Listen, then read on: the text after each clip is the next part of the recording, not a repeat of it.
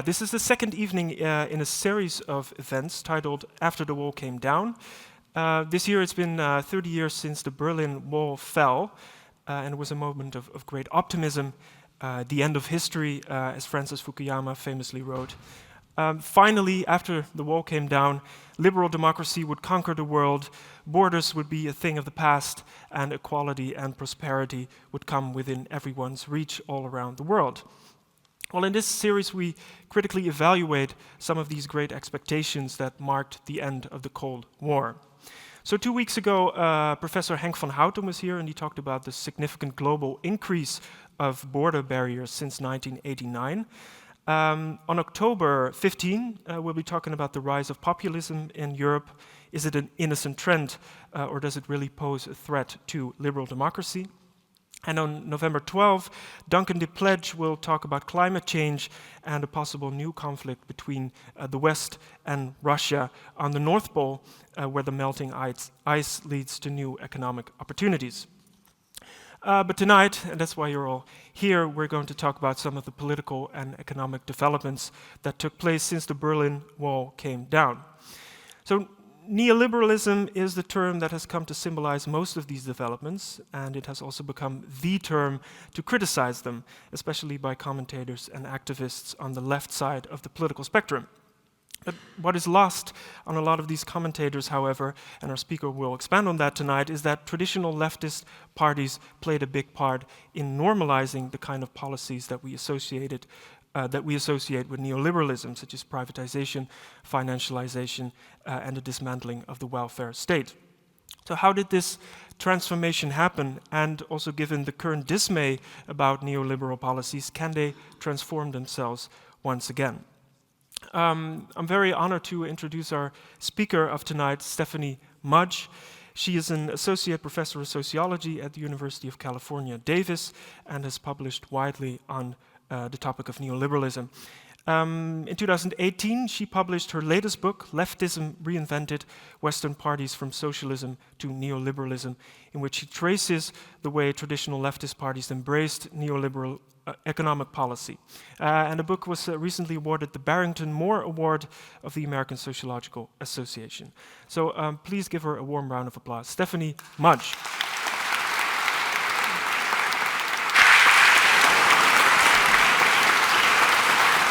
Thank you. Thanks so much for having me here today. You may notice I have this foreboding initial slide. It's meant to be foreboding. Who's afraid of neoliberalism? Indeed, it's a funny title in a way because the academic consensus for quite a while has been that the term neoliberalism is probably too troublesome, political, and messy to be useful.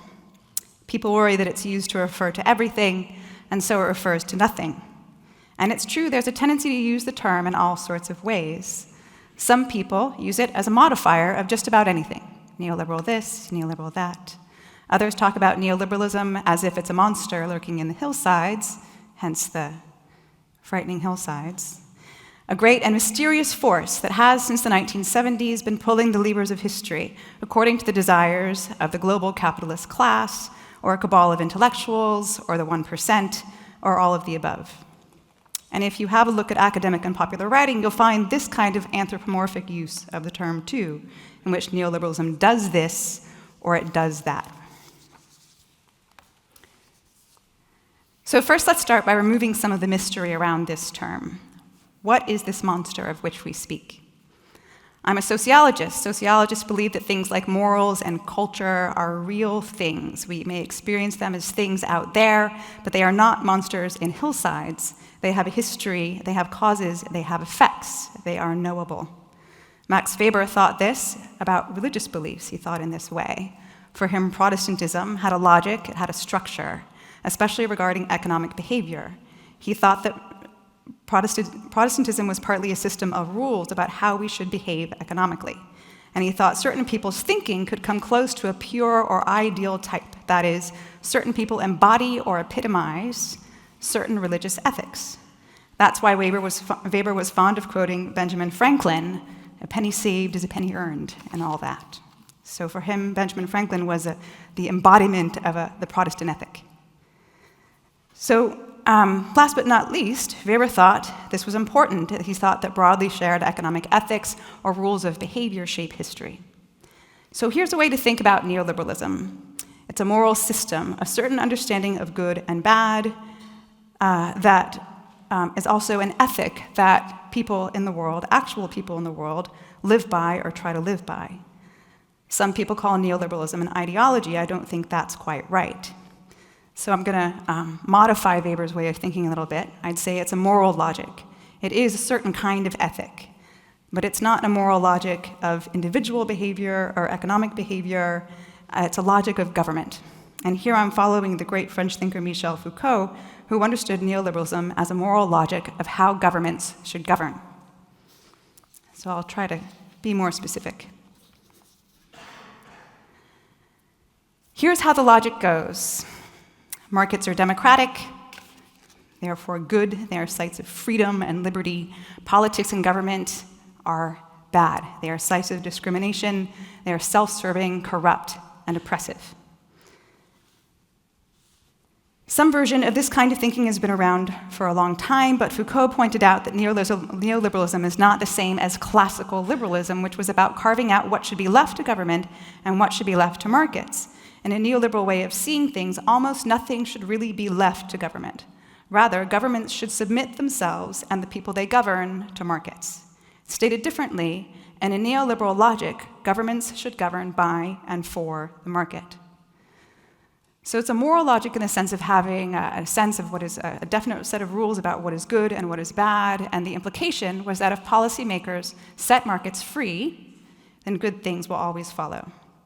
So this has all sorts of implications. One is that governments, including democratic governments, cannot respond to a lot of what citizens and voters want or need, nor should they. What they can do, in fact, the best they can do, and maybe the only thing they can do, is to follow the dictates of markets. So this might sound far-fetched, right? Who really thinks like that? Does anybody really think like that? Probably not that many. And again, not that many people thought like Benjamin Franklin. But some people do, some people have. The Chicago economist Milton Friedman thought that way. In fact, we could think of Milton Friedman as the Ben Franklin of neoliberal morality. Friedman had what I call a neoliberal ethic, a set of naturalistic beliefs about the market understood as a thing out there, unavoidable, inexorable, a force in its own right, like gravity or the sun. And so long as the market was free of state intervention, it was good, virtuous, free, and democratic. We'll consider the first quote here. This is Milton Friedman in 1962. The role of the market is that it permits unanimity without conformity. It's a system of effectively proportional representation. The market in this way of thinking is democracy. It is inherently democratic. And so the wider the range of activities covered by the market, the fewer are the issues on which explicitly political decisions are required. So it is good because it limits the scope of democracy. Right? So the upshot of this is that what policy should do is it should conform to the dictates of the market. It should conform to the automatic pilot of the price system or the market system. Friedman's thinking is sometimes characterized as a policy position, specifically a position on the centrality of monetary policy and the uselessness of fiscal policy or taxation for economic management. But it wasn't just a policy position. It was a lot more than that. It was an argument about what was good and natural, what wasn't, and what that meant for government. For Friedman, the task was not to manage the economy in a politically attuned way. It was not to manage the economy according to democratic demands or democratic requirements, but rather to speak on behalf of the market, and by supporting the market's extension, to limit the scope of political decision-making. So this had implications not only for policymakers, it also had implications for economists involved in politics and policymaking, of which there were and are still many, including Friedman himself. And that implication was that just like the policymaker, the economist in politics should worry about markets and not politics. So this, we might say, is the ethic of the neoliberal economist, or what I call the neoliberal ethic. Policymakers limit politics in order to set markets free.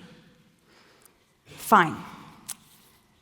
So this is one example of someone who actually thinks in this way, but it would still be reasonable for you to say, well, that's just one guy. So what? He was just one person. He was actually a relatively marginal intellectual figure in the 1960s, the time in which he was saying this. He was president of the American Economic Association, but mainstream economists at the time thought of him as a fringe thinker, a marginal thinker, even to the economics profession. But he was part of a larger network of people and organizations. He was embedded in a network of people and organizations that, taken together, form what we might call the Neoliberal Project. Right, so this is the intellectual cabal part of the story. Initiated in the 1930s as an attempt of self-understood classical liberals, the Neoliberal Project began with a colloquium called the Colloque Walter Lippmann in Paris between 1939 and 1940, of people who understood themselves as classical liberals. They were journalists, businessmen, intellectuals, who came together to reformulate the liberal creed in a time when they thought that liberal democracy was in danger. Classical liberal here means that they were understood themselves to be acting in the tradition of Adam Smith. They thought the world that he imagined was in serious danger, with it individual liberty, and of course it wasn't unfounded at the time. It was, after all, the age of the rise of communist and fascist dictatorships. They had a common concern. They saw fascism, and along with it, social democracy and social democratic politics, as efforts to build as well as efforts to build and expand social insurance and welfare institutions. And in the US, the New Deal is all part of the same tendency. Hence Friedrich Hayek's dedication of his famous 1944 book, The Road to Serfdom, the image of which is pictured here, to the socialists of all parties. The Road to Serfdom was originally drafted in opposition to the 1942 Beveridge Report in the United Kingdom, widely understood as a founding document of the British welfare state. So what you see here, just after the cover of Road to Serfdom, is an image of the founding meeting of the Mont Pelerin Society in Switzerland in 1947. Friedman is pictured there in the middle. And so this was the follow-up on the Walter Lippmann colloquium in 1939-1940 in Paris. And at that meeting, Mont Pelerin Society, which included economists, philosophers, journalists, was supported by various business people.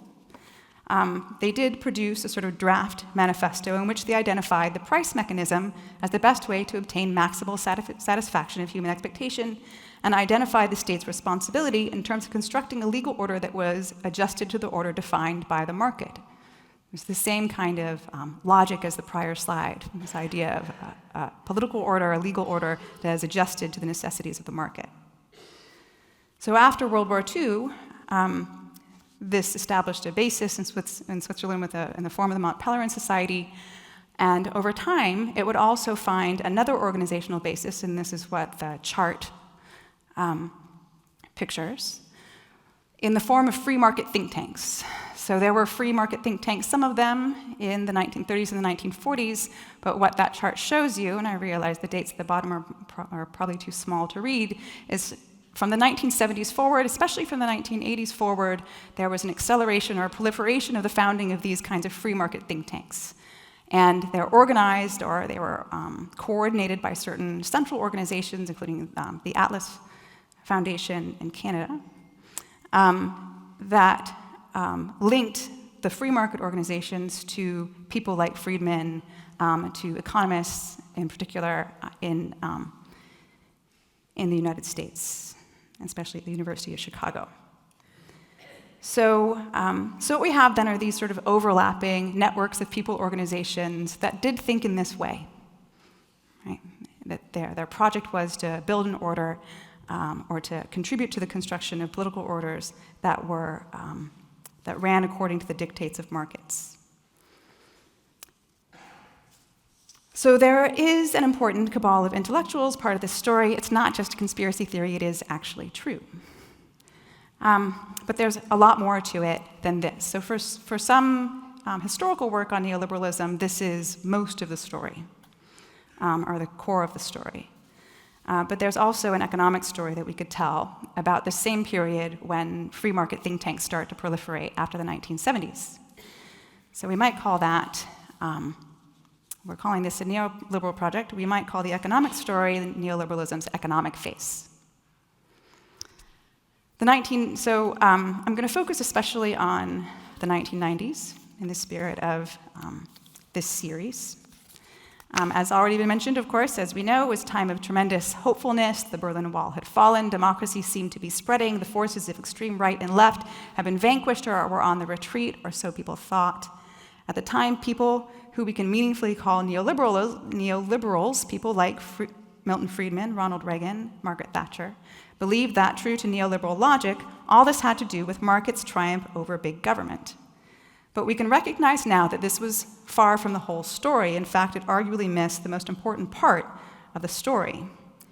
Thanks to the economist Thomas Piketty and lots of social scientists who've been tracking inequality for decades, we have a very clear story of what happened after the 1970s, and especially in the 1980s and 1990s, in terms of income and wealth inequality.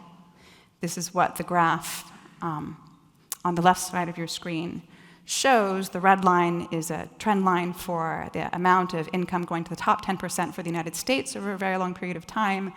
And then all of the trend lines appear at the end from 1980 forward for all of Europe, for the Netherlands, the UK, Sweden, and the US.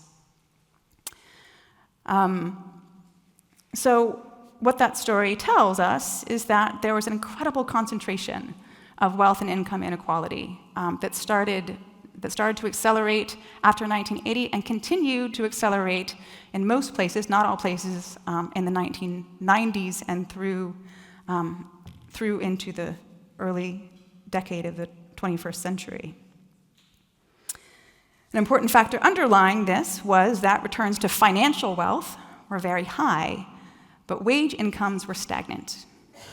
Not coincidentally, it was in the 1990s that the financial sector and international flows of financial capital really took off, and this is one of the things that the series of graphs on the right tries to demonstrate, which it tracks the inflows and outflows of foreign direct investment in 4 countries that are the focus of my book: Sweden, West Germany, and then Germany after the fall of the wall, the United Kingdom, and the United States.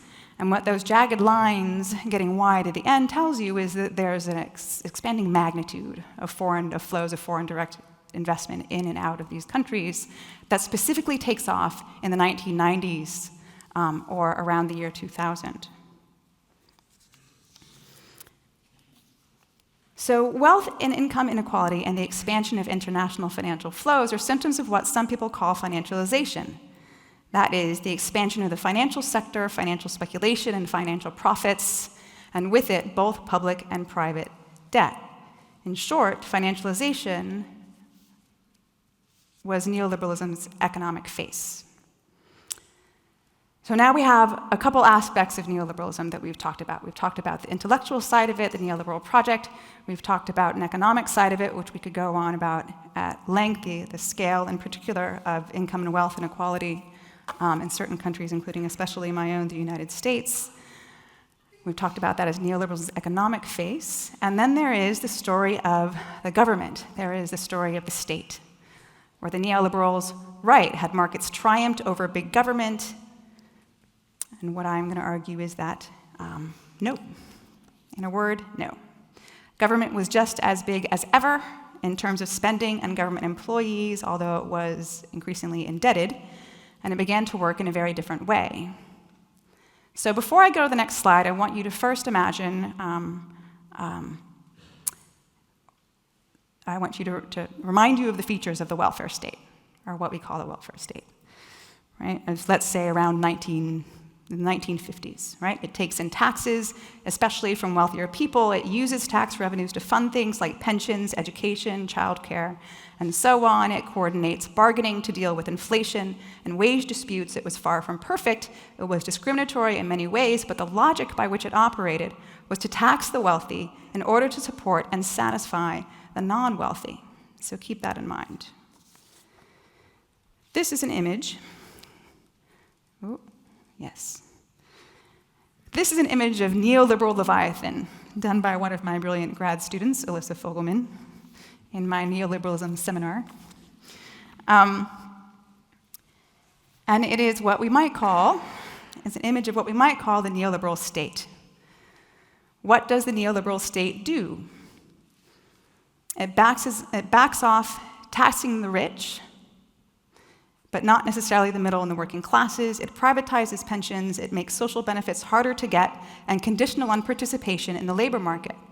It ensures at all costs that working, even though wages are stagnant, remember, for the whole period, essentially from 1980 to now, it ensures that working in the labor market is more attractive than receiving benefits, and especially in the US and the UK, it goes, quote unquote, tough on crime, which tended to mean, in practice, tough on the poor. So Neoliberal Leviathan, as pictured here, you see it's this two-headed beast. On the one hand is rewarding the wealthy in the penthouse, who, if you can see the print there, are celebrating how they're all liberated.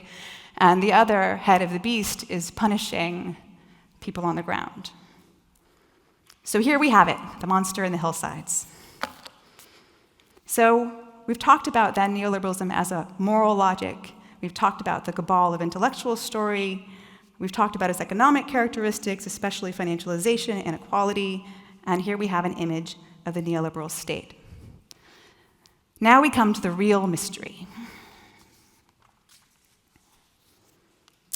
So it was in the 1990s, after the fall of the Berlin Wall, that neoliberal logic went mainstream. That is, it became a political common sense. And by common sense, I don't mean that all political elites fully accepted neoliberal logic or even thought of things in these terms, or that they all read Milton Friedman and Friedrich Hayek and decided that they were right.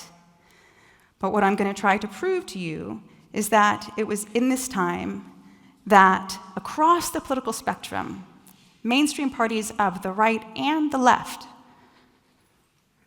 essentially converged on a neoliberal logic as a center of gravity. And what I mean by that was that in the 1990s, political elites couldn't seem to articulate alternatives to the logic of the markets and stay mainstream, stay within the mainstream of political discourse. The scope of political language had narrowed, and its new center of gravity was free markets. So this is what I want to persuade you of, and I want to persuade you that the real mystery here is what was going on, not on the right, which we shouldn't be incredibly surprised by the center-right being in favor of markets. The real surprise was on the left in the 1990s and the early 2000s. It was in the mid to late 1990s, remember those images of accelerating inequality and the expansion of financial flows. It was in this time that center-left governments came into power in most European countries. The Democrats were in power in the United States. This was the time of what some called the magical return of social democracy, of Tony Blair and Wim Kok and Gerhard Schroeder and Bill Clinton. None of these figures were or are neoliberals in a Milton Friedman kind of sense. Friedman and free market think tanks, if they were, insofar as they were allied with political parties at all, they were center-right, they were conservative. So this is the mystery. Because I think it's fair to say that there's nothing social democratic about steadily increasing wealth and income inequality, and there's also nothing social democratic about giving international finance free rein or rewarding the wealthy and punishing the poor. And yet, so what you see here is an image of Bill Clinton, Tony Blair, Bill Gates, the presidents of South Africa and Nigeria, who's giving Bono a rather suspicious look at the World Economic Forum in Davos in 2005. So right, the mystery. So what I've said is not that center-left political elites were neoliberal. What I said was they had to position themselves with respect to this essential notion that politics was meant to, what politics had to do was work according to the dictates of markets. So one way of looking at that is looking back over time and across countries at political language, especially in political programs and party programs, which is what this does. So what this shows is programmatic language in 22 OECD countries for the post-war period from 1945 to 2004. So what you see on the left side is programmatic change in the content of center-left parties. What you see on the right side is programmatic change in the content of center-right parties, and I grouped it by sort of families of countries or what's sometimes treated as families of countries in the welfare states literature.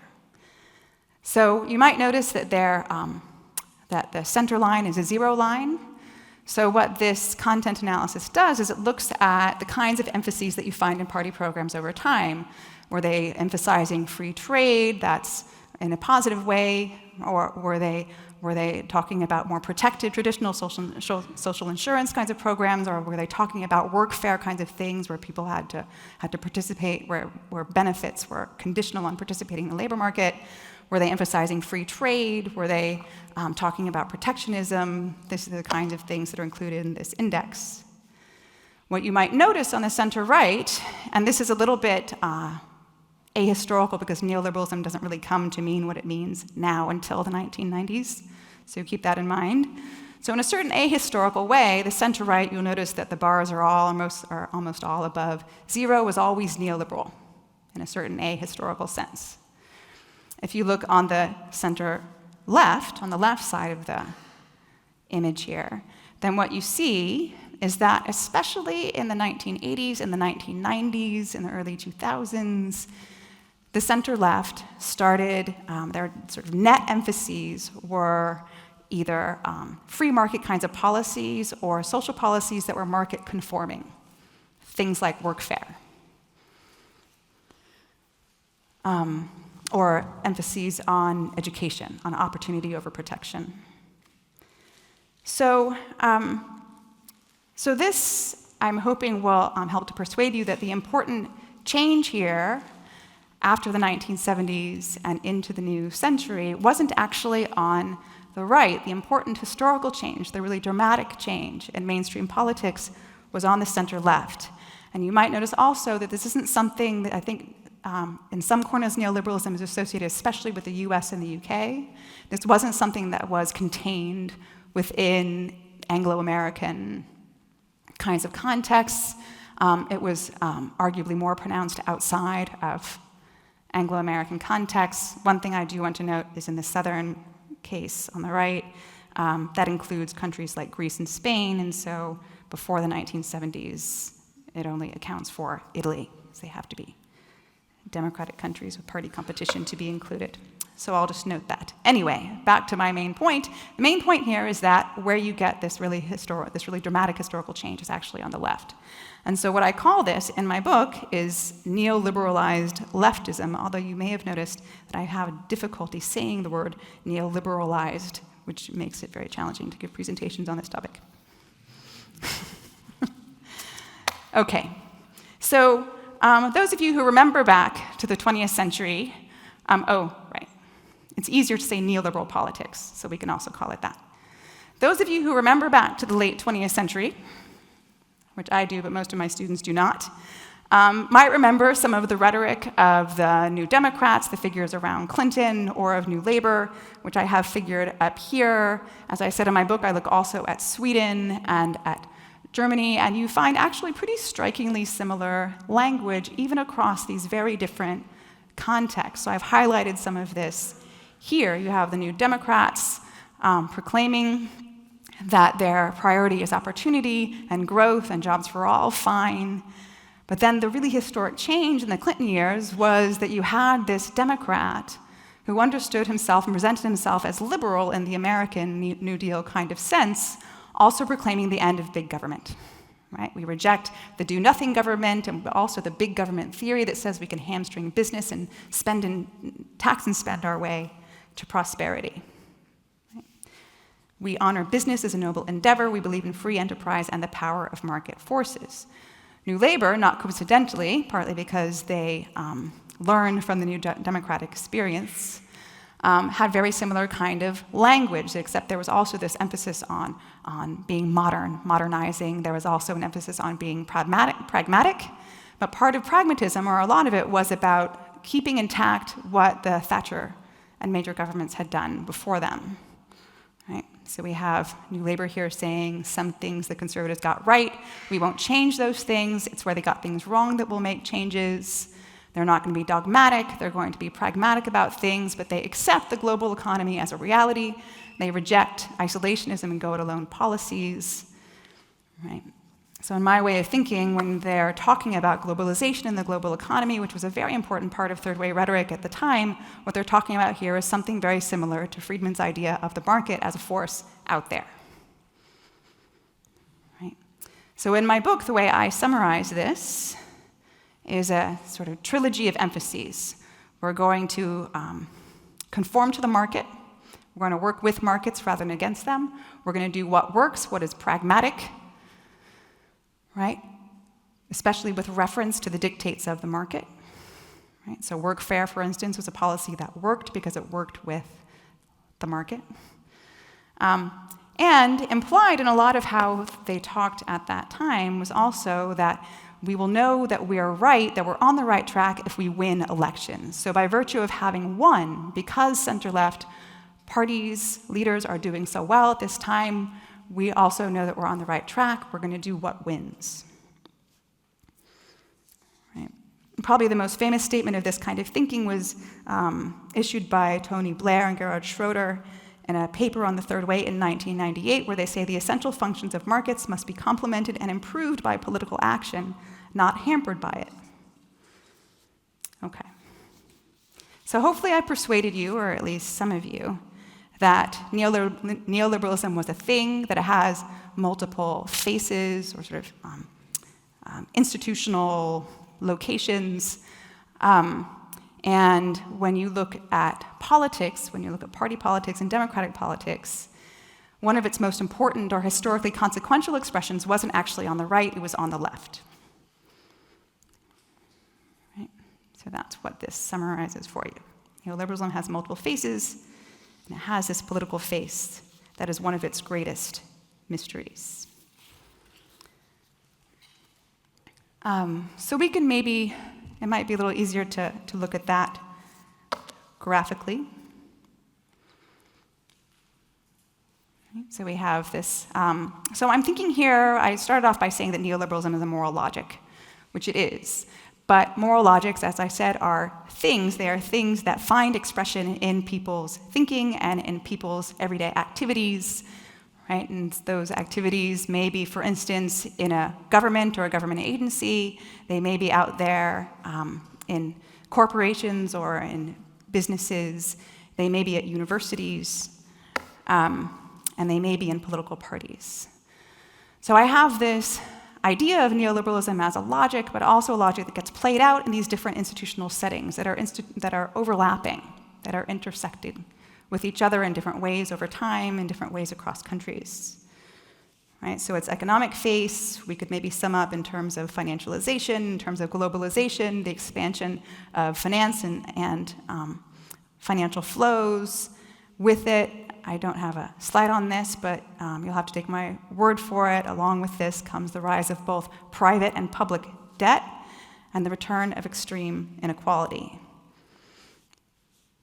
Its bureaucratic face, when I call here its bureaucratic face on the bottom, there's your monster in the hillsides, our Leviathan, involved policies, lowering taxes on wealth, issuing policies that liberalize trade and finance, privatization, promoting central bank independence, prioritizing low inflation rather than full employment, being tough on crime or the poor, as the case may be. And its political face was a mode of party politics, a new political language centered on the promotion, expansion, and protection of markets. So what my book sets out to do is focus on the political face, focus on the rise of third-way politics understood as a rise of a new kind of leftism, Neoliberalized Leftism. So now we're going to shift gears a little bit and talk more about parties. So in the book, I engage with this particular question. I try to get some historical leverage on the question, and I try to get some comparative perspective on the question as well by looking across countries. But one of the main things I had to do was I had to rethink how I put here we, and what I mean by we is especially academics. A lot of social scientists tend to think of parties in terms of this kind of two-sided equation. Right? In the book, I call it the party-society problematic, where the assumption is there's only two ways or two dynamics through which parties change. One is that parties or elites in parties drive what electorates do or how they vote or how they behave in political life. And the other side, the other possibility is that electorates drive parties. Parties are responsive to what voters want, right, and how elections play out. So this makes a lot of sense. It also has the advantage of being a sort of market-style way of thinking about party politics. The parties supply, the voters demand, and then you can do all kinds of nice analyses in which you can evaluate the extent to which that's true. But here's the problem. A market model of politics does not work if the market is breaking down. In other words, if the relationship between electorates and parties is falling apart. So here's the problem. The problem is that, especially in the 1990s, despite the claims of third-way leaders and center-left governments at the time, there was actually plenty of signs of a breakdown or sort of fracturing of political life that I think we can see in much fuller expression now, but was not as obvious to people then. So what these graphs show you, and there's a similar set of dynamics in the US, what these graphs show you is both trends in voter turnout relative to eligible voters and the share of votes going to different parties across the political spectrum from the 1960s up to 2010, or the 2010s, I should say. So inside the boxes, you see the sort of what we might call the third way period, the period of neoliberalized leftism. And what you should notice, first of all, is that during the third way years, so 1997 in the UK graph, for instance, is the year that New Labour is elected, you had plummeting voter turnout rates. Right? And that pattern holds across all the countries that I look at. In the US, you can also see not only plummeting voter turnout rates, but you can see a turn to third-party candidates. The first Clinton election, Ross Perot, I don't know if anybody knows or remembers Ross Perot, but he was a third-party candidate in the 1992 election. He pulled almost 19% of the vote. 19%. And his whole platform was anti-NAFTA, was anti-free trade. Voting in the US went up a little bit that year. The second Clinton election, it continued its downward slide. What you see at the very top, those little black bars that appear at the top, those are far-right parties, protest and far-right parties. Voter turnout starts to turn around in all of the countries that I look at when there are far-right alternatives. Right. So this pattern looks a little bit different because of differences in institutions, differences in party systems across countries, but the general pattern is the same. One can argue, and there's, I think, a lot of evidence now that this is a reasonable interpretation, one could argue that the time of the magical return of social democracy was actually the beginning of a fracturing of democratic politics and party politics that we can see now. It's in that time that we see the birth of far-right parties. If I extended this to the present time, those black bars at the top would get much bigger. Right? So in this context, a market-style way of thinking about parties, the parties' supply, the voters' demand, it doesn't work. The market is broken. Right? So we need a different way of thinking about parties, because what's happening here, what you can argue is happening here, is that increasing numbers of people in the 1990s and in the early 2000s were effectively unrepresented. They were turning away from parties, there were increasing rates of alienation, party memberships were on the decline, especially in the center-left. Right? This was a time of the rise of new far-right alternatives. So in that context, I think especially, there's reason to think about parties differently than in terms of that market model. So in the book, I make a simple argument, and this is a sort of argument that I have to make with social scientists, and then I don't necessarily have to make with people who are not social scientists because it's obvious to them. Parties are prisons and not pinballs. Right? There are people inside parties. There are networks in and around parties, and a lot of what those networks do, especially on the elite level, is they interpret what's going on out there in the world. Right? Maybe in the 1970s, there are incredibly long gas lines in the United States. What is the reason for that? Well, you could argue that the reason for that was that gas prices are really high because there was a because there was an artificial shortage, or because geopolitical events had created a shortage. You could interpret that as an energy problem. You could also interpret it as an inflation problem having to do with economic science and economic models, and so we have to rethink everything we know about economies. Right? So there are things that happen in the world, and then there's how those things get interpreted inside political parties, right? Especially by the people in the leadership of political parties. Right? There are people inside party networks who define what's important, they define what it means, those things that are happening out there in the world, and then they decide what to do about it. How should we speak about it? How should we characterize it? What kinds of policies or programmatic responses do those things out there in the world require? And then on the other end, you get what parties actually say and do. Right. So this is how I think about parties.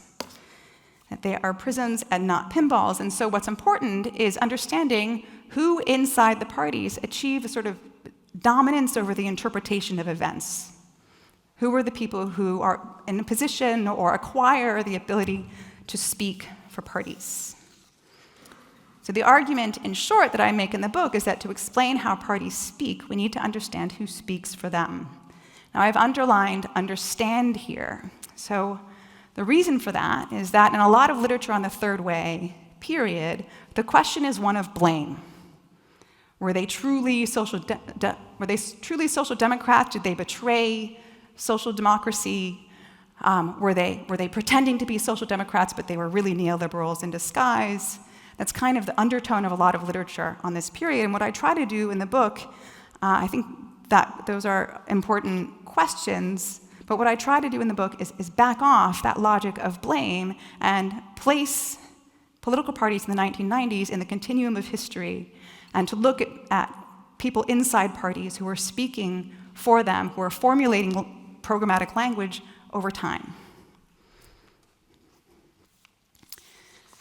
So the general argument that the book then develops, and again, I look at, the book includes Sweden, West Germany, and then Germany, the UK, and the United States. And what I try to do by backing off is not only looking across those four cases, but also looking back over the whole course of the 20th century. If you look back over that whole time period, and you look at center-left parties, you look at the Labour Party and the Swedish and German Social Democrats, not so much the US in the first period, but in the later years, what you find is that they had similar languages across countries. In the late 90s, they also had similar language in around 1960 or the early 1960s. And except the Democrats, which have never spoken in the language of socialism, of course, in the early 1900s, social democratic parties spoke in the language of socialism. Right. So I look at this then over time. And the premise here is that what we need to do then is we need to understand who inside left parties is formulating this programmatic language. Why do they see things in this way? And not only that, but to situate them historically. How do they become spokespeople for political parties? What kind of training do they have? What kind of credentials do they have? Why do they achieve this ability to formulate political language? And so I focus on these figures that I call in the book party experts. And I want to emphasize that by experts, I don't mean that they have special credentials, I don't mean they have specific training, I don't mean they're authentic intellectuals or anything of that sort. I simply mean that inside party networks, they're recognized as experts, as people who should speak, who can and should speak for political parties, especially on economic and financial questions.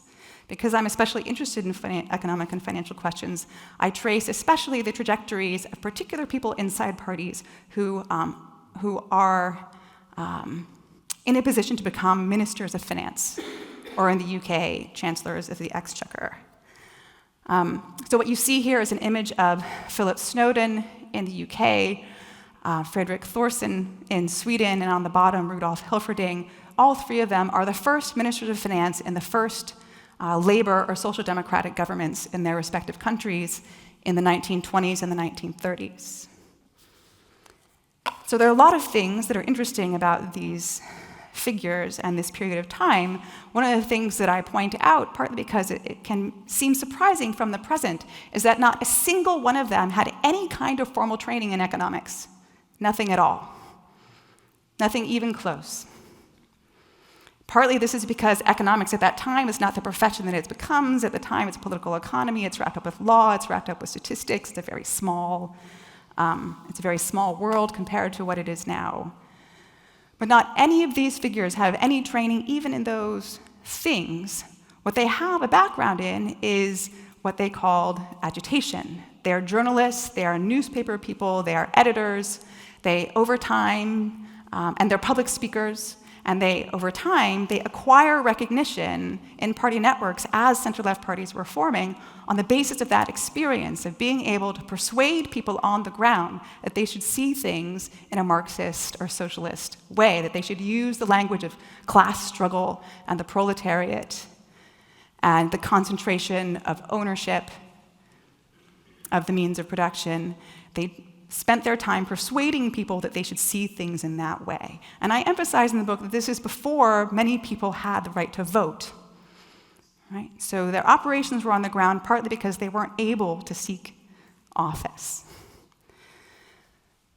So I locate these figures historically in this way. I emphasize that they have no formal training in anything like economics. Hilferding was actually trained in medicine.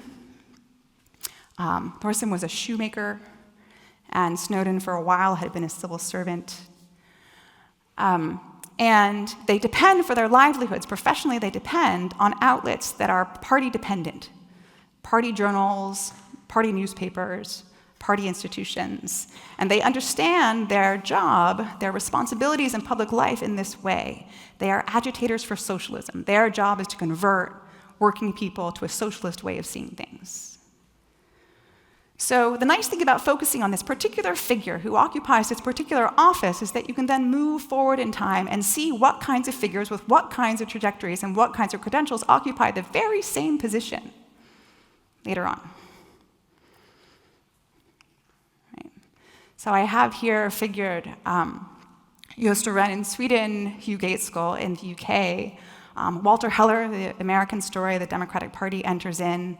At this point, Walter Heller was the head of the Council of Economic Advisors in the JFK administration. And on the bottom right is Karl Schiller in West Germany.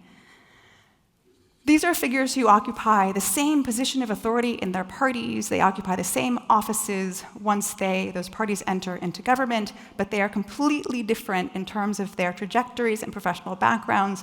And one of the primary differences is that they are recognized in public life not only as politicians or people involved with particular political parties, they are also trained professional economists. They are recognized as economists in public life. Right? And you can see it in their trajectories. These are people who move in between academic appointments or academic positions into political parties, into party administrations, when parties are in government. And so in the book, I characterize them as these sort of hybrid figures. They have one foot in the profession, in the economics profession. They have another foot in center-left political parties. And they had a way of seeing things that reflected that position. And that position I characterize as a Keynesian ethic. And I want you to think back here to that neoliberal ethic of Friedman's that I was talking about before. So the neoliberal ethic, remember, is that the policymaker, or indeed the economist in politics, their job was to limit politics in order to set markets free. The Keynesian ethic is completely different.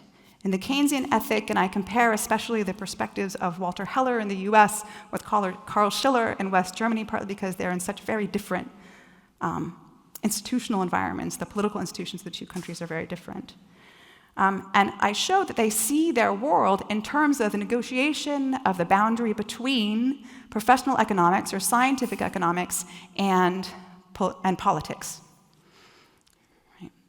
So their job, to their minds, so long as they're supported by a consensual profession that understands and analyzes economic life in the same kind of way, using the same kinds of assumptions, so long as they have the support of a consensual profession, then they're able to perform this job in public life, which is indeed to have one foot in the party and one foot in economic science. They're able to play a role, an objective scientific role in political life because they have this hybrid position. And not only that, but it is their responsibility to help governments manage economies and markets in scientifically grounded, and this is important, strategically practical ways.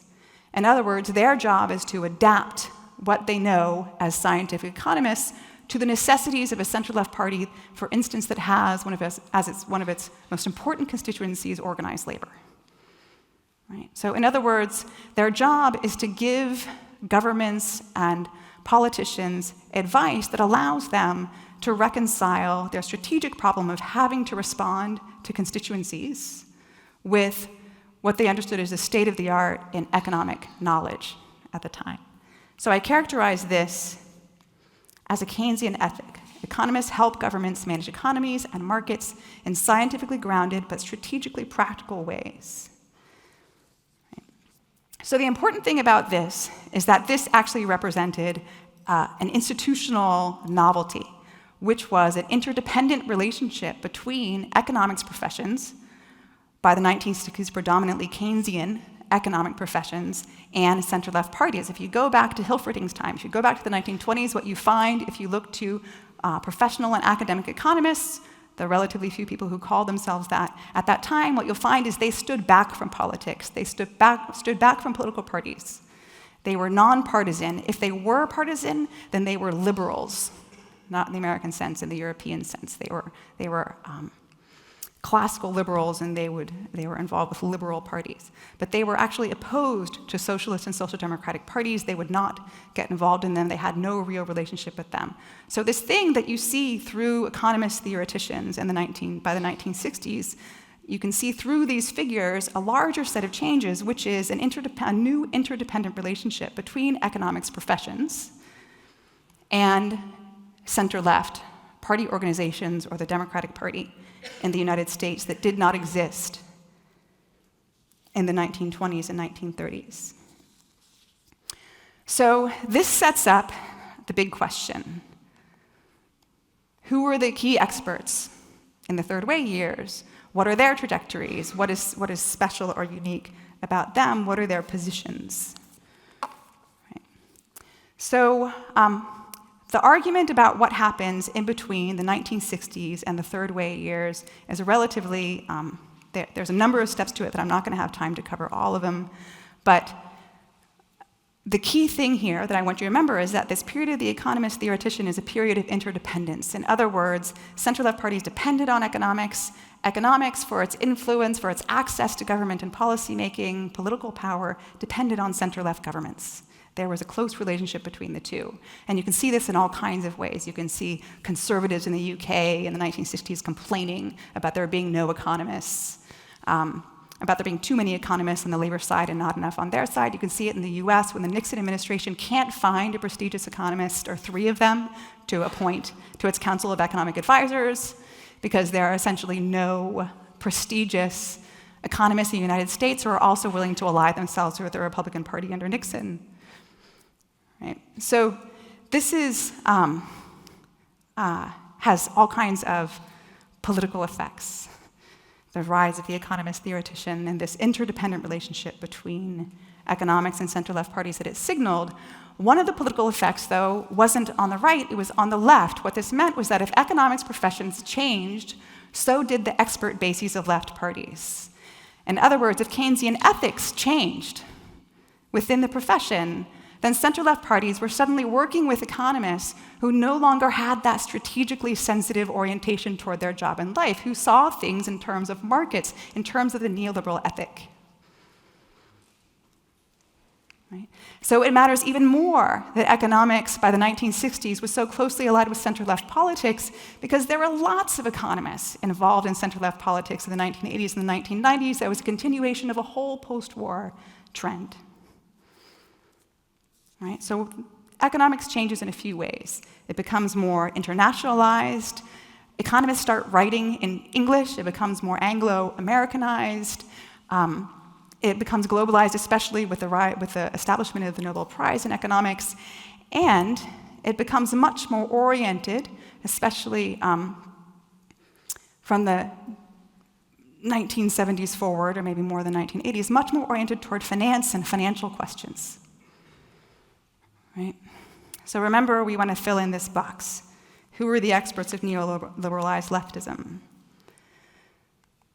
So the figures that I identify, occupying the very same position that economist theoreticians occupied in the 1960s, occupying the very same position that socialist or party theoreticians occupied in the 1920s, the figures occupying those positions are figures that I call TFEs, which stands for Transnational Finance-Oriented Economists. So there are still economists in center-left party networks. They're still very influential in center-left parties. They're still finding their way into ministries of finance and into treasuries, but they don't see things in the same way that, say, Walter Heller did in the 1960s. They see things in the markets, more of a market-centered way, more akin to Friedman's way of seeing.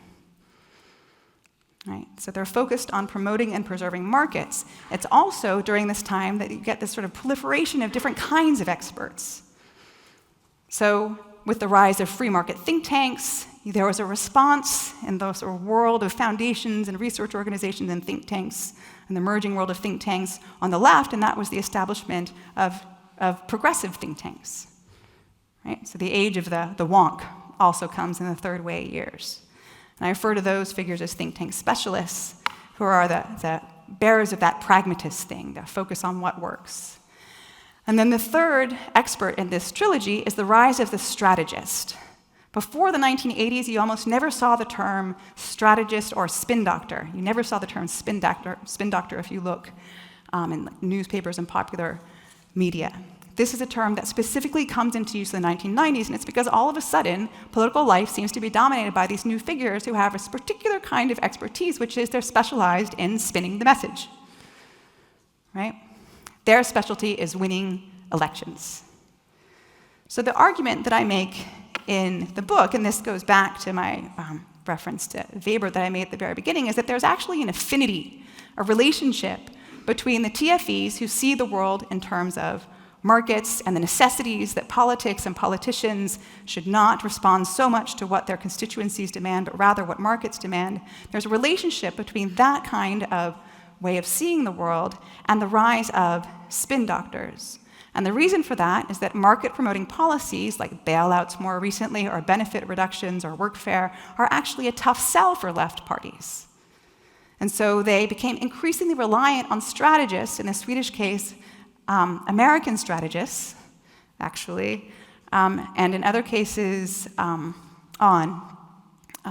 consulting firms that had designed campaigns for American politicians. They became increasingly reliant on these kinds of strategists to spin what would have been otherwise unpopular messages.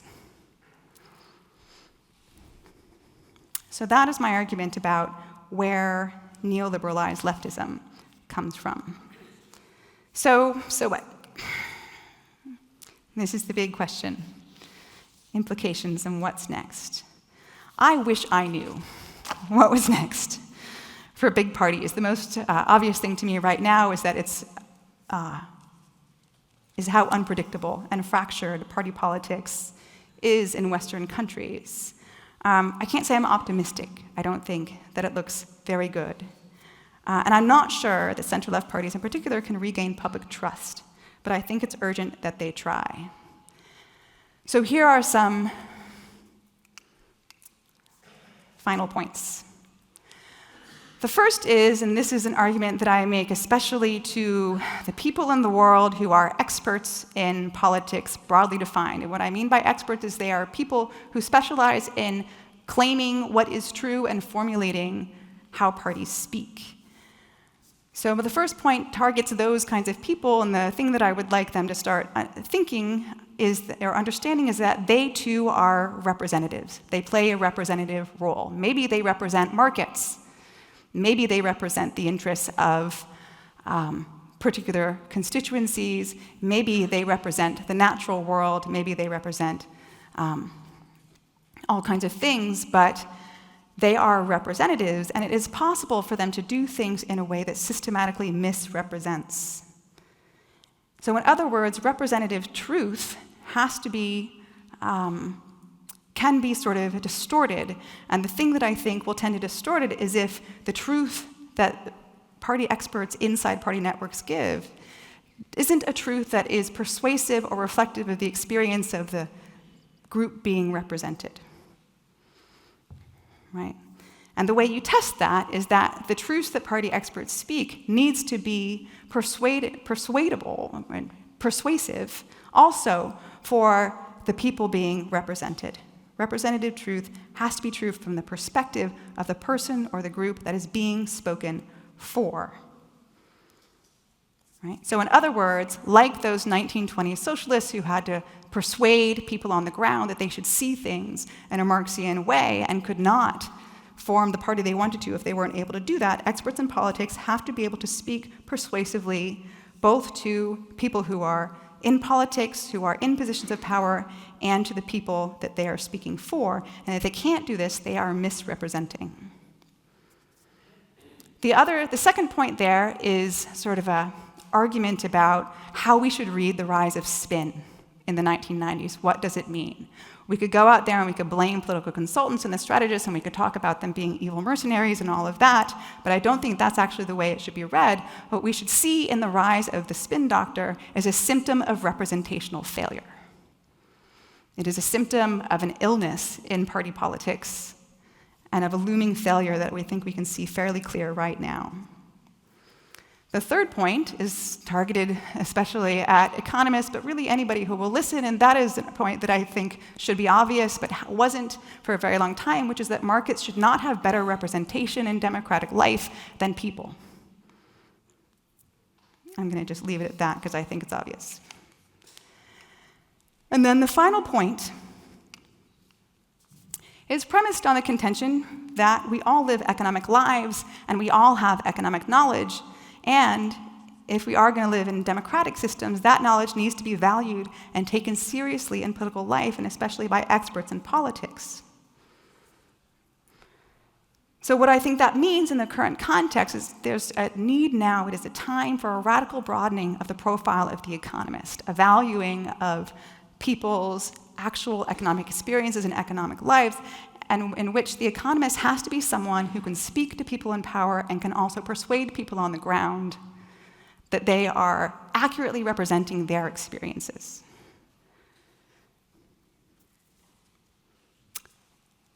And I'm going to leave it at that. Thanks very much.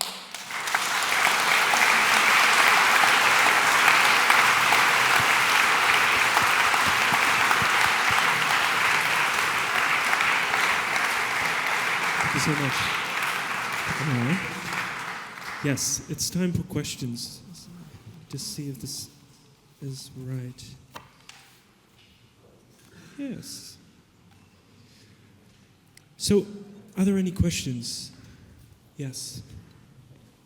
So you as well. There you go. Yes, I have a question about what is the view of neoliberals regarding the role of the government as a watchdog, like to protect consumers and such things. Do you have a different way of looking at that than, well, other types of liberals? Or so can you explain more on that? Sure.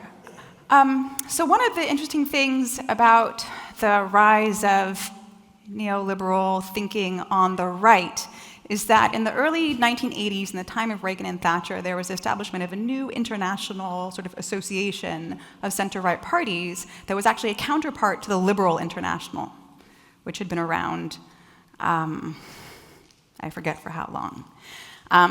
And that was called the International Democrat Union. The IDU was established in 1983. And so you can look at the way, and they issue sort of a manifesto, just like the Liberal International issued sort of a manifesto. And so you can see how center-right parties in the sort of Reagan-Thatcher years were talking about the world and compare it to the sort of classical liberal position that was expressed in the Liberal International. And one of the things you see is the absence, compared to the Liberal International's position, of a concern with the concentration of power, of a concern with monopoly and wealth inequality. So I think it depends on what you mean by watchdog, but I think there is a distinctive sort of neoliberal perspective on what it is that the state needs to keep an eye on, right? And that perspective, and this was grounded in economic theory and economic analysis, was that they don't need to worry so much about the concentration of wealth or of political power, and they don't need to worry so much about monopoly, so long as markets are free. So I hope that addresses your question. Right. You have a question over here?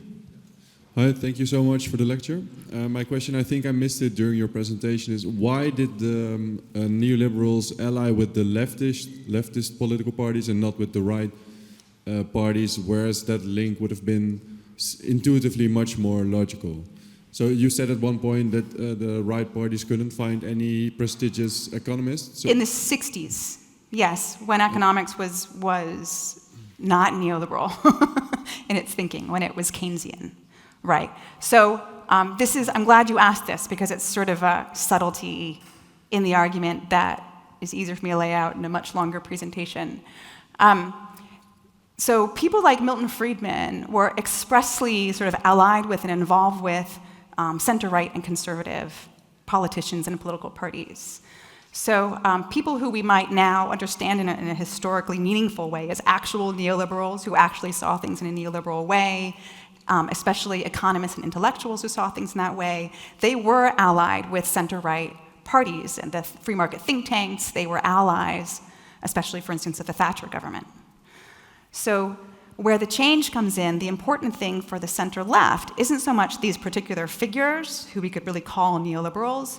It's more the way in which the presence and influence of those figures in the context of all kinds of economic and political turmoil in late 60s and 1970s, changed the economics profession, changed how economists were trained, changed how younger generation economists saw the world, changed their way of thinking and their understanding of what economists can and can't do in political life, right? So in other words, you don't find Milton Friedman ever talking to Bill Clinton. Right. What you find in the Clinton administration are people like Larry Summers, democratic progressive economists, and a long line of democratic and progressive economists in the United States.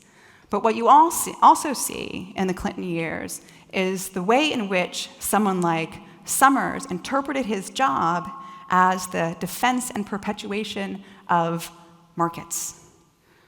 Right?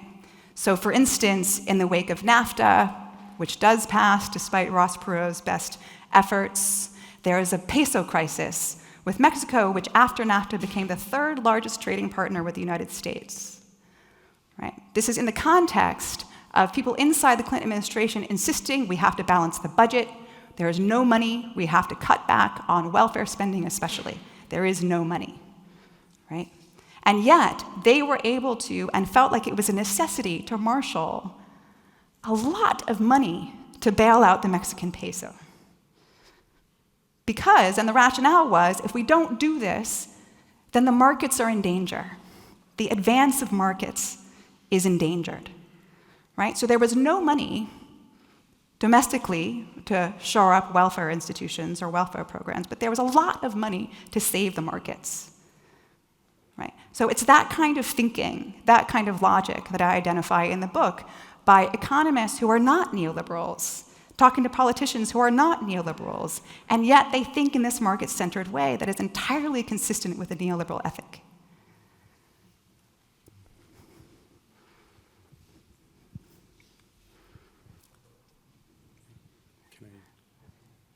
Hi. So you just said that apparently the problem is that certain market logics also entered into the way of thinking of economists in the left parties, right? So apparently this means that in academia, in the economic, in universities where they teach economy, these kind of ideas became mainstream and no alternatives were ever presented. So is this an unfortunate outcome? Is just lack of imagination? Or were there forces that determined what was taught in universities? Well, I can give you my general answer to that, which I will hedge my bets by saying, of course, this is going to look different from case to case, right, from country to country. But so what happens in the late 1960s and the early 1970s when there starts to be all this concern with inflation and especially stagflation, so both rising rates of unemployment and rising rates of inflation, is inside the economics profession, there is a revolution in thinking, a turn to what's called rational expectations. And so when you don't look to the economics profession in the 1960s, late 1960s, early 1970s, when you look at, for instance, the case I know best is the American case at the Carter administration, they're worried about oil prices and inflation as a problem of energy dependency. What's happening inside the economics profession is the declaration of the death of Keynesian economics. Keynesian thinking is no longer scientific economics. So that declaration, there's a especially remarkable statement of it from these economists, Lucas and Sargent, one of whom is a declared democratic economist, in 1969, I think it was. 1979. 1979. And so what is happening in the profession by that time, by 1979, and I tried to make reference to this earlier, were a couple things. First of all, the profession is much bigger and much more influential than it had been in previous decades, partly because of its influence in politics, and especially in the politics and policies of the center-left. So you have, by that time, a very influential, politically influential profession. And then you have also this internationalization of the profession, which was a sort of, the profession became a more trans-border, cross-national thing, but it had a center, and especially in terms of a center of influence, and that center was in the United States. So by 1979, especially by that time, you could have an economist like Milton Friedman or like Lucas and Sargent declaring Keynesian economics dead, and it had consequences for the whole profession on an international scale. This had to do also with the use of the same textbooks in different countries and sort of, spread of certain ways and tools of economics education. And so I think that what's really important about that is not so much the revolution in economic thinking, but the discrediting of Keynesian economists. So there's this thing with political elites and with governments, they don't want to seem to be appointing the quack economist, the economist who doesn't know anything, who doesn't have any kind of professional regard, who isn't esteemed by other economists as credible figures, right? They want the esteemed Nobel Prize-winning, recognized economists. So inside the economics profession, this sort of discrediting of an economist like Walter Heller, which Lucas and Sargent say this, they say you can't be that kind of economist anymore and be considered a scientific economist. I think that had consequences for the profession on an international scale, and I think it made it so that there were still economists who thought in a Keynesian way. There were plenty of Keynesian economists still, right? But they weren't at the peak of the profession. They weren't the prestigious, scientifically established, esteemed figures that they needed to be in order to be imported or relied on in policymaking. So that's the broad story I would tell. We'll go to the next question. I have two questions. The first one is, you referred to the rise of parties on the more extremes on the left and the right. Perhaps as a result of neoliberalism. I was curious if you could expand on the relationship between the rise of neoliberalism and the parties on the extremes. And I'm wondering if you see an alternative for neoliberalism becoming more mainstream or a serious competitor for neoliberalism. Right. It is an excellent question. So this gets you into the question of sort of where the boundaries of neoliberalism end. Right? So there's plenty of research that shows that globalization, the expansion of free trade and international capital flows, that is has a significant correlation or link with the rise of far-right parties.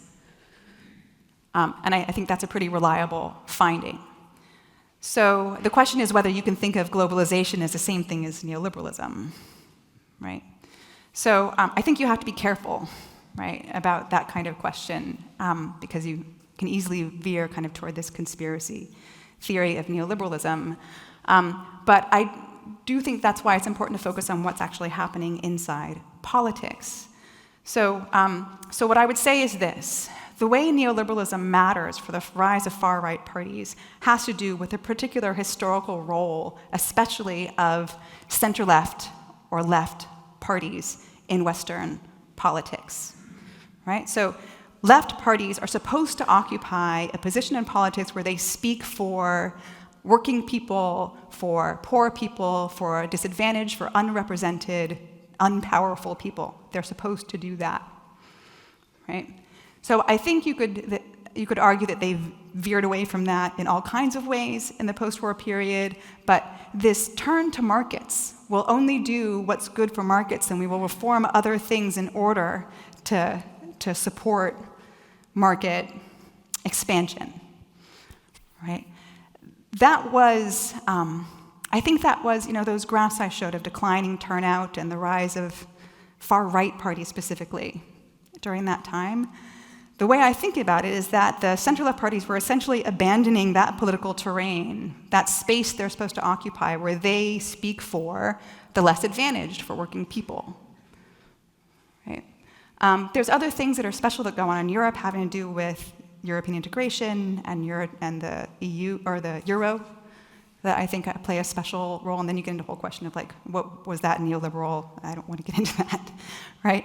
But I do think that there's an argument to be made that there's a special historical role that left parties play in political life. And when they when they abandoned that role, they left space essentially for people to be more alienated, to defect, and to be sort of attracted by parties or arguments or worldviews that they might have otherwise not been attracted to. And the second question? Because the second question was also with what was the second question? Alternatives coming up right now? Alternatives.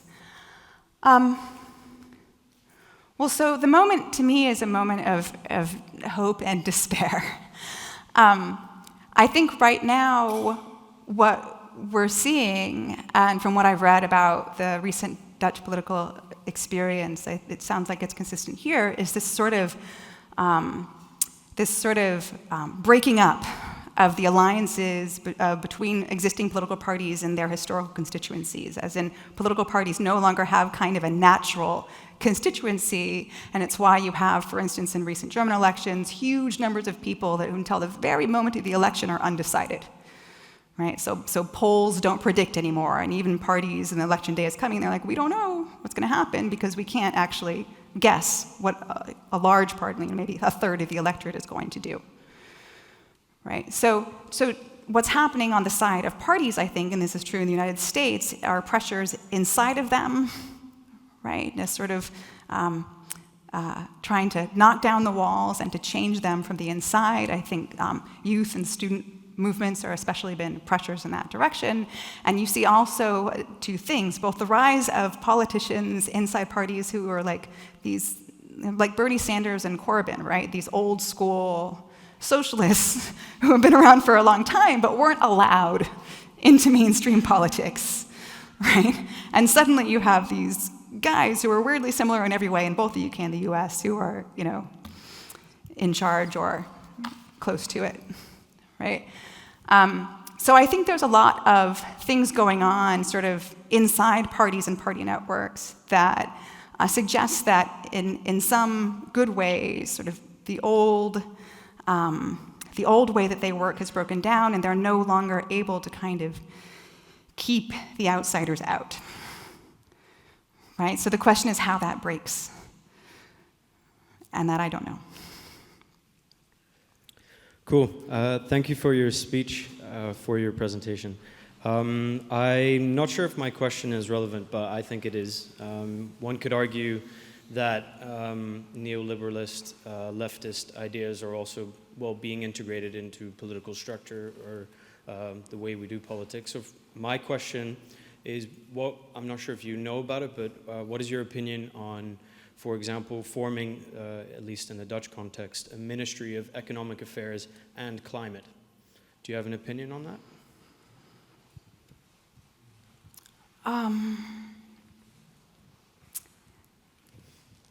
Well, it depends on who's in charge. That would be my opinion, I suppose. So I'm speaking here more from sort of personal experience and personal knowledge than from anything that's in my research, and with limited knowledge of the details of Dutch politics and Dutch institutions. So all that said,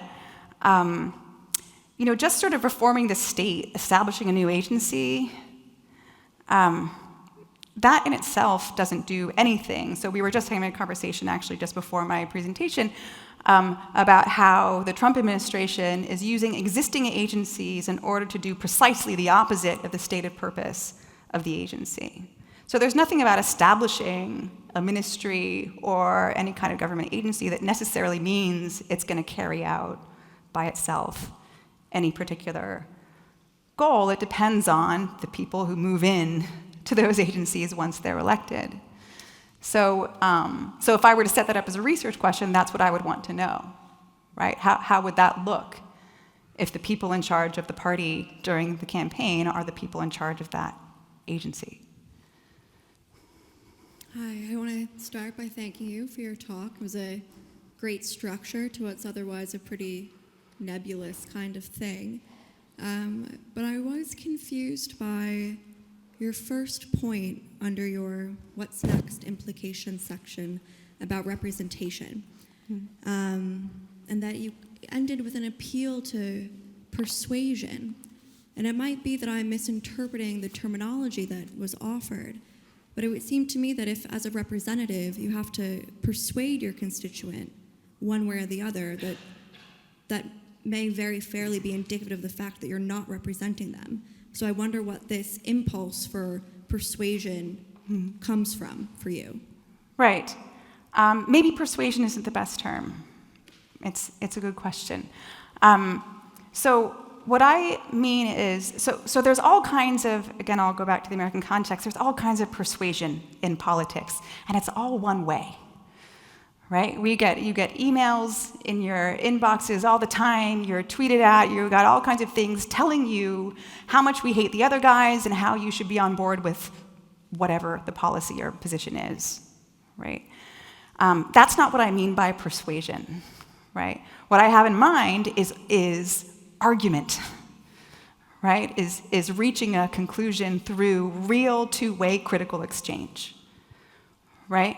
So, in other words, if I'm an economist or a sociologist or anybody else, and I'm speaking for the poor, right? Or I'm speaking for wage-earning people, I need to be able to exchange with those people, tell them my analysis, and I need to be able to argue with them, right? Have a meaningful back and forth, right? Which then either forces me to correct my position. I take that, what they say, as meaningful, as reflecting true experience, right? Or maybe I'm able to incorporate what they're saying into how I'm already thinking, and then I can bring them on board with my argument, right? So that's what I mean by persuasion, and what I think is that maybe everyone in political life who has any kind of political power needs to be able to make that argument before they take that argument into policymaking.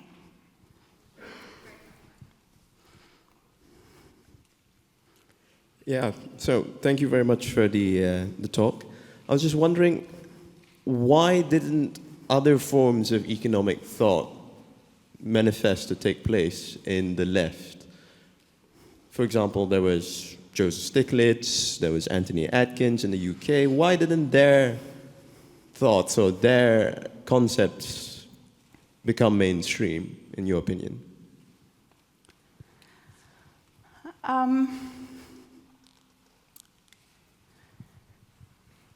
So Joe Stiglitz didn't really start articulating a clear opposing position until he left was it the World Bank or the IMF? Now I'm forgetting. One or the other. I think it was the World Bank, right? So the globalization is discontents, right? That big sort of heretical work happened when he left Washington, right? So I'm sometimes accused of making an argument about the power of ideas, but what I'm interested in when I'm making an argument about is the power of ideas of people in power, right? And so the argument that I would make is that we understand in retrospect those kinds of arguments as heresies because they were heretical from the perspective of people in power, right? And so one of the things that I think is happening in the third way period is that you don't get politicians who are willing to bring in the heretics, right? And part of that is that they also think of the world in terms of markets, and they don't want to threaten them, and they don't want to destabilize them, and they don't want to be the people who sink the ship. So there's, I'm sure, a much more complex answer than that, but I think the first point is those people who had different positions, they were, even if they were in the administration, they were, you know, in the American instance of what I'm thinking of, they were sort of on the losing side of debates inside the administration, and more often they were outside of sort of the immediate halls of power, right? So maybe they had a lot of influence among economists, right? Or in public life, or through New York Times columns. But that's different than being in a position where they can actually make policy. Another thing that was happening that I haven't mentioned because it's a complicated story is that inside governments, for instance, in the British case, there were institutional reforms, and central bank independence is sort of an indicator of this. There were institutional reforms that shifted power, even within governments, away from, toward the Treasury, right? Or toward, more toward ministers of finance and central banks, and away from, in the US case, for instance, the Department of Labor, which also has lots of economists. So there are these kind of, I think of this as kind of in terms of their institutional position, you know, both inside governments and administrations, and whether they're sort of they're in a position to influence or make policy, or they're sort of out there in public life.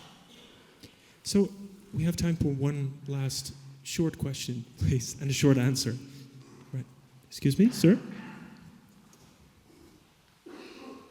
I'll try my best to keep it short. I wanted to ask whether or not, in your opinion, how did the 2008 economic crisis affect neoliberalism as a political idea and as an economic idea? And is it a way for recovering countries like Greece and Italy to actually recover from that crisis? Because there is now a neoliberal government in Greece doing a lot of neoliberal stuff, and there's a lot of uncertainty whether or not it will actually be the proper way of going forth. So the consequences of the financial crisis for neoliberal ideas. So I think with that sort of scale of economic calamity, things start being less open to interpretation. In other words, it's not possible for governments to say the markets made us bail out the banks in a way that is as persuasive or as beyond questioning, right? And part of that has to do with widespread suffering. Part of it has to do with the fact that in a moment like that, people start paying attention to who's in the room and who's making the decisions. I think in a way that they didn't before. So I think that the effect of the financial crisis, and I said something like this even at the time, was, and there's plenty of historical precedent for this, was a sort of fracturing of, or sort of cracking in the sort of edifice of neoliberalism, or neoliberal way of thinking. In some countries that was, especially I think for instance in the European case, in the case of the Euro crisis that ensued, I think that it in a way was really a special instance of that because there was a clear authority out there, right, in the form of the ECB and then the form of the Troika that was sort of imposing unpopular policies on the ground. So I guess I would characterize the financial crisis as sort of a moment when the consensus cracks, when people start to see that there's not only one way of thinking about things and that maybe governments aren't really working in their interests. And the question of whether Greece or Spain can sort of get out from under this consensus, that gets into very difficult questions of the euro, the sustainability of the whole, and by extension, the sustainability of the whole European project, at least in the form that it took after the single market initiatives and the formation of the euro and the ECB. So long as those countries are in the euro, there's a very stark choice for national leadership, where I think they have to either, and so long as they're indebted, they have to either kind of go along with what their constituencies demand or what external authorities require. How to get out from under that, I'm not nearly expert enough to speculate, but I think there are lots of other people who have opinions on the sustainability of the euro in the long run. I'm afraid we have to leave it at that. Please give it up for Stephanie Mudge.